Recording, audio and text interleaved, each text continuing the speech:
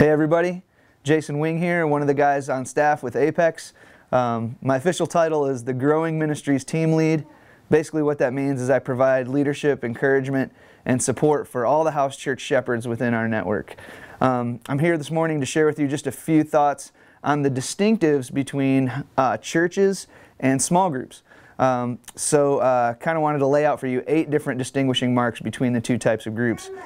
First of all, to start out, we think of the issue of leadership. In any church, regardless of what form it takes, house church or traditional church, any church, healthy church, will understand that Jesus Christ is the head of the church. He's the leader. In a small group, you'll tend to see that the person, the human being, tends to be emphasized as the leader. So in the church, Jesus is the leader. In the traditional small group, we tend to look at another human being as a leader. Number 2, you think of the practice of the ordinances. In our case, baptism and the Lord's Supper. With churches in general, they have the freedom to administer the ordinances according to however they see fit. Within small groups, traditionally, you don't really see small groups that tend to have that type of freedom. They usually have the ordinances done at a separate meeting or whatever. In our house churches, you see baptisms happening in people's swimming pools and hot tubs and out in public lakes. You see the Lord's Supper administered in the house church meeting itself. That's another distinguishing mark. Number 3, the organization of the house churches is really important. In our case, we organize our house churches geographically in order to facilitate local missions. Now, most small groups tend to be organized demographically, people in the same life stage, people kind of in the same, I don't know, age group, people with the same background, affinity. They usually tend to be organized, demographically in order to facilitate relationships and friendships. So number 4, the idea of oversight.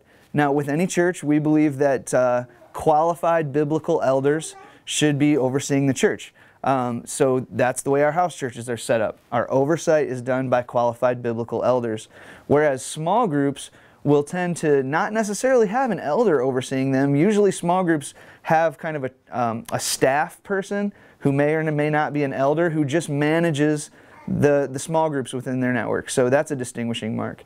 Number 5, the idea of content and biblical teaching. Within a church, the church members and leaders themselves have the freedom to determine the content that's being taught and delivered to its members. Now, the opposite of that is in a small group, usually the content and the curriculum will be given to them by a staff person who manages that and says, this is an approved curriculum, you have to teach this. So in our house churches, we have freedom for biblical content to be determined, whereas small groups usually don't have that much teaching autonomy. Number 6, finances. Very important. Within any local church, traditional or not so much, the church itself has financial freedom to take care of one another's needs, to kind of administer a budget the way that they want. Within a small group, usually, their groups don't have that much financial freedom. If there's care that needs to be done or donations that need to be taken, usually those have to be done through a central organization. So you'll see within our network, our house churches have financial freedom to meet one another's needs first, or to kind of operate financially without having to give to a central organization. That's a little bit of a distinguishing mark. Number 7, church discipline and restoration. Church discipline within the church, the house church or simple church, it's carried out, among itself. And you see the members meeting for accountability and the confession of sin and the restoration of those, kind of who have fallen into sin. And so now with the small group, what will tend to happen is if somebody needs to undergo church discipline, they'll usually call a staff member or somebody, from an outside group in to kind of facilitate the church discipline process. So that kind of, that's kind of a distinguishing mark for us. And then the last one, number 8, is things like pastoral care. When you think of pastoral care, you need to think of things like funerals, hospital visits, counseling, weddings, those kinds of things. Within a house church or simple church, all those things are done by the group.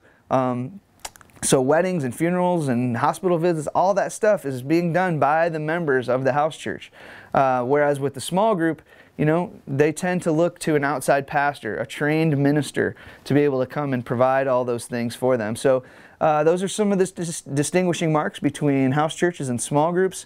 Tried to lay out 8 of those real clearly for you. I hope that helps you determine, you know, what type of group you are, house church or small group.